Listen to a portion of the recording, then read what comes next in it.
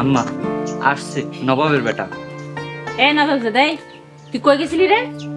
রানতে যায় দেখি লবণ নাই, তুই কই যায় মরছিলি? আম্মা একটু জাহিদ দিয়ে পাঠাইতেন। বড় ভাই, আমার হাতে অনেক কাম, আর সংসারে লবণ কেনার মতো সময় আমার হাতে নাই। কথা কইলেই জাহিদ, তুই কই মরছিলি? আর যদি দেখি কোনোদিন জাহিদের নাম নিছস, ওই দিন তোর বাদ বন্ধ।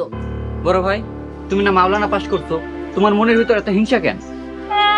মাওলানা পাস করছে, এখন পর্যন্ত তো দেখলাম না মাওলানার একটা চাকরি জুটাইতে। এমন মাওলানা কোনো কামে আসে না, সংসারে একটা বোঝা। আম্মা অনেক ক্ষুধা লাগছে, কিছু খাইতে দিবেন? লবণ আনতে আমার কেন দোকানে যাওয়ান লাগলো? আমি একজন ইমামের বউ, তুই কই মরছিলি? তুই থাকতে আমার যাওয়ান লাগলো? আজ থেকে তোর ভাত বন্ধ, যেহেনে মরতে গেছিলি হেনে যে খাম খা।